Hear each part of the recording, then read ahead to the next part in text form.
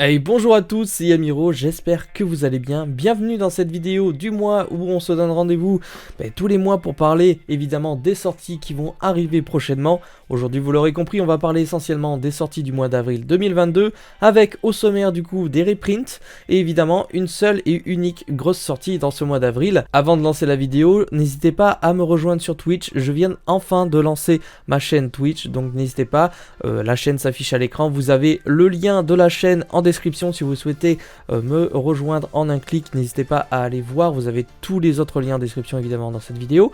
N'oubliez pas bien sûr de vous abonner à la chaîne YouTube également, de lâcher un petit commentaire et de liker cette vidéo et nous on est parti. Donc tout d'abord pour ce mois d'avril 2022, dans l'ordre des choses, nous avons une réimpression des Hors Maximum Eldorado. Donc si vous avez raté les premiers Hors Maximum Eldorado qui dataient de novembre je crois, normalement en boutique en ligne et en boutique physique, ils auront un réassort de ces coffrets là. Donc ce sera toujours je pense des premières éditions puisque c'est une réimpression, donc il parle de reprint, donc ce n'est pas une réédition. Donc je pense tout simplement que vous pourrez avoir accès à ces coffrets chez mon partenaire. Ils seront disponibles à 22,90€ je crois ou 99. Donc n'hésitez pas à aller faire un tour. En plus vous avez tous les codes promo en description. Ce qui va nous intéresser essentiellement dans cette vidéo, on va parler du deck de structure Lasso d'Albaz qui est très attendu et donc qui sortira le 14 avril 2022 et sera commercialisé chez mon partenaire comme d'habitude au prix de 10,50€ en précommande et 11,50€ le jour J. On va parler bien entendu des cartes qu'on peut retrouver dans ce deck de structure. Donc tout d'abord, comme c'est un deck de structure, on aura 46 cartes à l'intérieur de ce deck, 40 cartes du main deck et 6 cartes d'extra deck. Nous aurons évidemment en termes de rareté 5 ultras, 3 super et 38 communes, ainsi que 5 jetons aléatoires. Donc je pense que ce sera 1 par deck comme on a l'habitude d'avoir ces dernières années. Et nous pourrons en collectionner 5 en tout, voilà tout simplement, qui seront disponibles je pense en super rare ces petits jetons. À l'intérieur on pourra retrouver comme d'habitude un petit tapis de jeu à l'effigie d'Albaz le déchu, et également un guide de règles comme d'habitude également. Maintenant on va s'intéresser aux nouveautés que va apporter tout simplement ce deck Albaz le déchu. Donc je vous affiche à l'écran le premier monstre qu'on va retrouver qui sera un monstre fusion. Et il s'appelle Lubellion, le dragon flamboyant. Donc j'ai essayé de vous afficher avec les effets et tout ça. Je remercie encore une fois certains sites avec le travail de Jorisama pour avoir les textes et les effets pour pouvoir vous les présenter. Donc tout d'abord ce premier monstre fusion. Si cette carte est invoquée par fusion, vous pouvez défausser une carte invoquée par fusion, un monstre fusion de max niveau 8, celui-ci exclu, depuis votre extra deck en mélangeant les matériels listés sur celui-ci dans le deck. Parmi vos cartes sur le terrain, dans votre cimetière, et ou vos cartes bannies face recto, mais le reste de ce tour, cette carte ne peut pas attaquer, et aussi vous ne pouvez invoquer spécialement de monstre fusion exclu depuis votre extra deck, et donc après celui-ci nous bloque, et évidemment on peut utiliser cet effet qu'une fois par tour. Deuxième monstre très intéressant, nous aurons le Jade Miroir, le dragon Lame Glace. Donc après je ne sais pas si ce seront les noms officiels, mais voici les nouvelles fusions. Une fois par tour, effet rapide, vous pouvez envoyer un monstre fusion qui liste Albaz le déchu comme matériel depuis votre extra deck au cimetière. Bannissez un monstre sur le terrain, donc ça c'est très fort, mais cet effet ne peut pas être utilisé à nouveau au prochain tour. Donc malheureusement, ça bloque un petit peu. Si cette carte invoquée par fusion que vous contrôlez quitte le terrain à cause de votre adversaire, vous pouvez activer cet effet, détruisez tous les monstres contrôlés par votre adversaire durant la end phase de ce tour. Donc ça, c'est très très fort.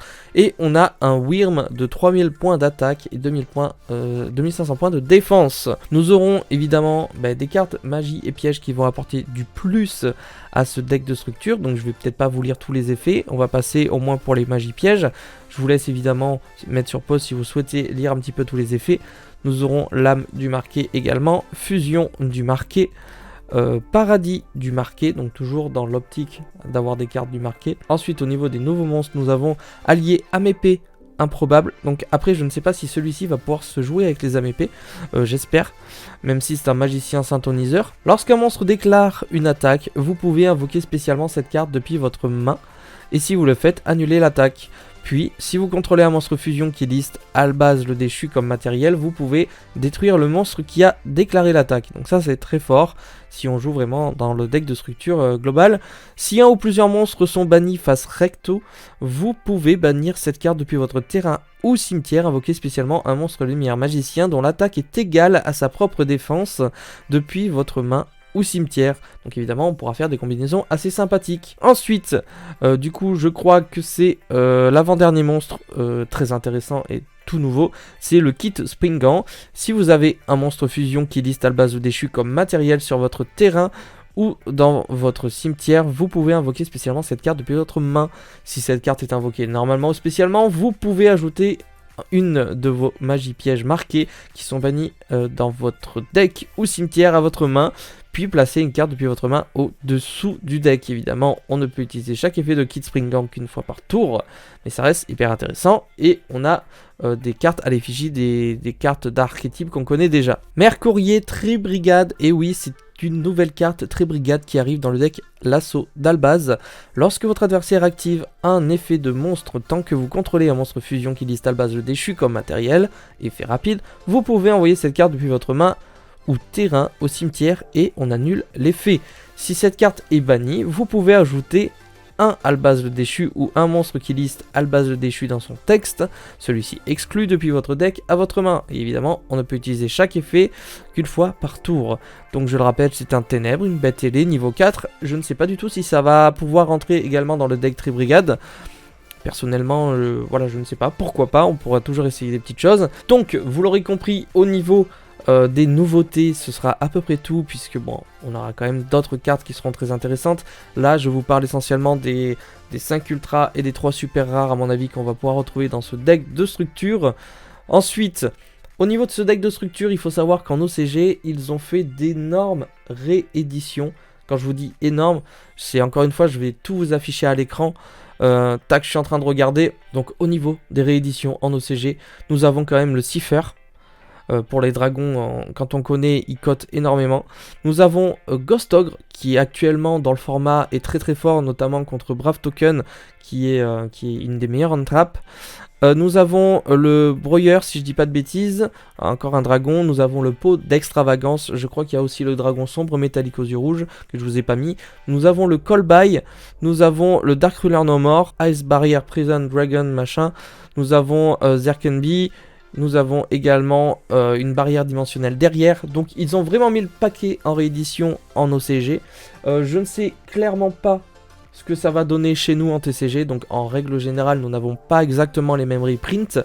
Mais imaginez que même la moitié des cartes soient reprint. Je pense notamment à Cipher qui serait une très très bonne réédition. Pot d'extravagance en commune, ce serait cool. Récupérer des Dark Ruler No More, c'est cool également. Et pourquoi pas des on-trap comme Ghost Ogre et Illusionniste d'effet dont je n'ai même pas parlé. Ça serait très très cool comme réédition. Donc j'espère que Konami va nous gâter également en TCG pour ça. Même chose au niveau des jetons. Je peux vous montrer un petit peu les visuels qu'on va retrouver. Donc le premier, évidemment, on va retrouver un petit peu d'Albaz, on va retrouver pareil d'autres cartes issues des Albaz, des Ecclesia, des kits et tout ça. On va pouvoir les retrouver en jetons. Donc pour les fans des jetons, je vous les affiche tous. Ici, normalement, ce seront les mêmes qu'on va pouvoir retrouver tout simplement chez nous en Europe. Donc ça, c'est plutôt cool. Je sais qu'il y en a qui adorent les jetons.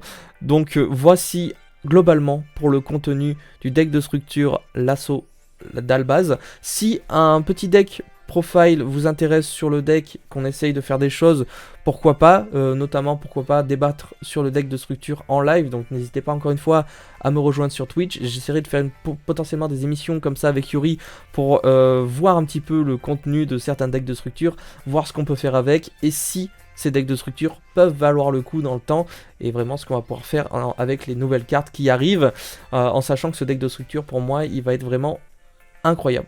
Il va être vraiment incroyable, il sera très très fort je pense. Donc tout ça, on verra évidemment très prochainement. C'est à peu près tout au niveau de ce mois d'avril. Normalement, il était prévu que les Fantômes du Passé 2 sortent évidemment courant avril. Malheureusement, ils ont été décalés encore une fois à la sortie début mai. donc début mai, normalement ce sera le 5 mai si tout se passe bien et que c'est pas décalé à nouveau. Je vous attends très nombreux encore une fois parce que les fantômes du passé, j'en ai commandé pas mal. Je vais en ouvrir sur YouTube, je vais en ouvrir également sur Twitch. Sur Twitch, je le rappelle, vous avez du Master Duel, vous aurez des émissions concernant des decks de structure, des sorties du mois, des decks méta, des decks fun. Vous aurez également des openings, vous aurez plein de choses et plein de contenus Yu-Gi-Oh! Et même pourquoi pas des contenus complètement différents. Donc évidemment, rejoignez l'aventure, ça me ferait super plaisir. C'est à peu près tout pour cette vidéo des sorties du mois, vous l'aurez compris, je n'ai pas plus d'infos à vous afficher. Je pense que déjà vous avez une très bonne base concernant ce joli deck de structure, en sachant qu'il n'y a malheureusement que ça comme nouveauté pour ce mois d'avril. J'espère quand même que cette vidéo vous aura plu. N'hésitez pas, comme je vous l'ai dit, à vous abonner, à liker et à commenter. C'était Yamiro, je vous donne rendez-vous très prochainement. Ciao les potes!